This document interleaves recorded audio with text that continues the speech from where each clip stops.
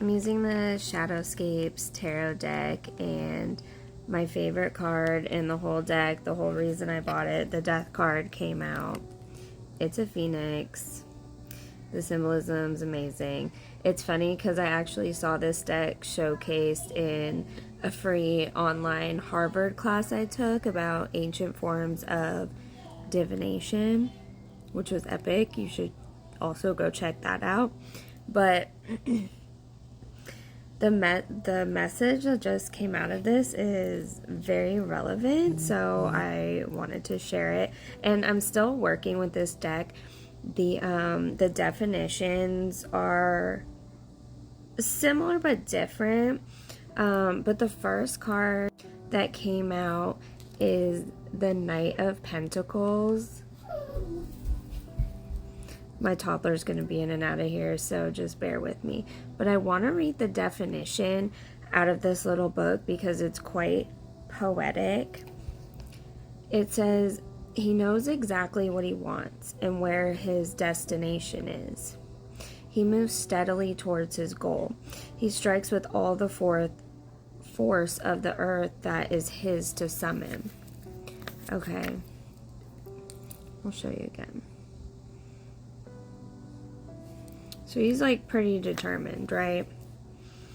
And then, you know, we have the Death card.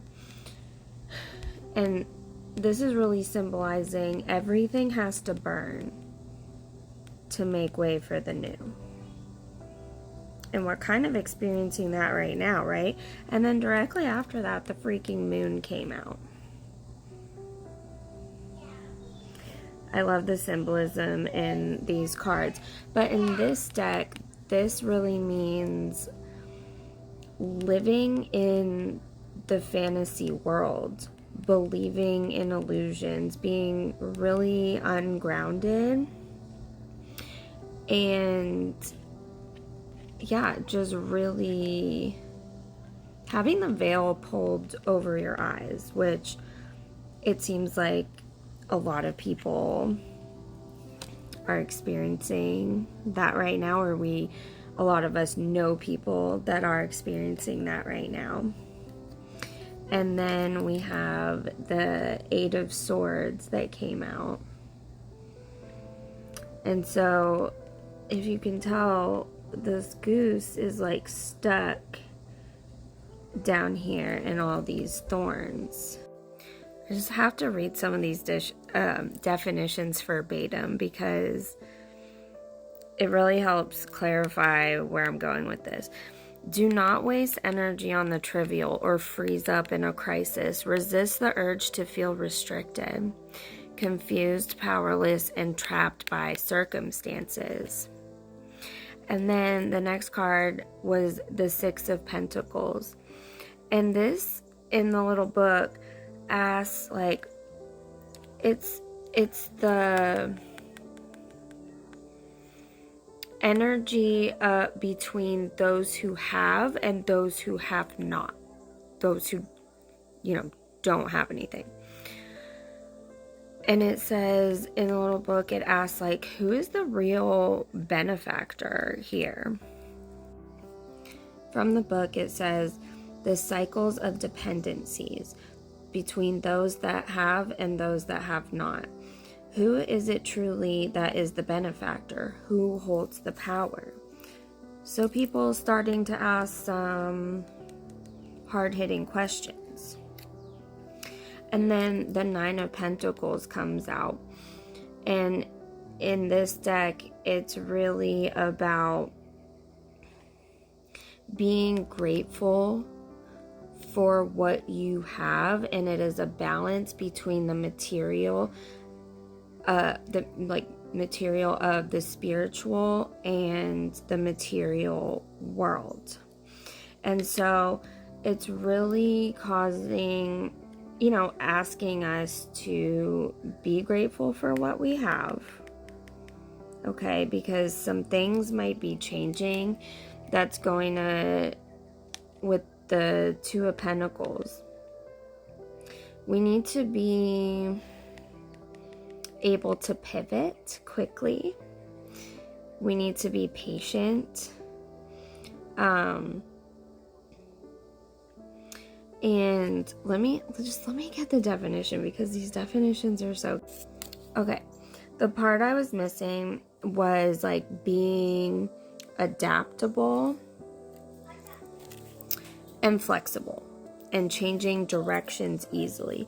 So we're being called to like have patience and appreciate everything we do have. And there's gonna be like some bumpy roads ahead where we have to be able to adapt quickly and make sure we are in a position where we can adapt quickly. And then finally, the Knight of Cups came out. Knight of Cups. It says he follows his dreams. He lets his intuition guide him on his journeys. If he remains honest and faithful, following his heart, he can one day taste from that cup. But really what I get from this that's standing out to me the most is for us to follow our intuition, and really leading with love is going to get us to that goal of through and hopefully to something better than what we are currently experiencing. So without like spelling it out, pretty like, you know, relevant, that's the word I was looking for, relevant message to everything that's going on right now that we're experiencing in the US. Let's get a clarifying life situations oracle card really quick, just to I'm back with encouragement. Okay, so we're being called to commit to the journey,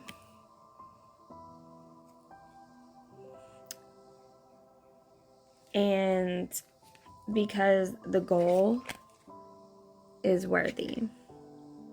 Get out and inspire. And then seek truth, right? And that goes back to, you know, people starting to ask some questions. And it also, on the other side of this card, it had the veil of illusion. Lift the veils of illusion, seeking truth beneath the surface to navigate through. This says love and career, but I use them for literally everything, actually. But that reminds me of the moon that came out, right? Like people living in and believing these illusions. And then it's also calling us to release burdens, embrace clarity, and let go of what no longer serves you, allowing new insights to guide your path. So we might have to learn some new skills along the way and release some things so that we're in a position that we can better adapt to these unfolding situations. So I hope this was interesting and helpful for you. I can't recommend this Shadowscapes tarot deck enough. I mean, this is my favorite card in the whole deck. Absolutely worth it.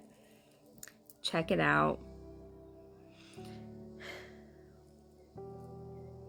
I know. It's a lot, but we're gonna get through it together, guys.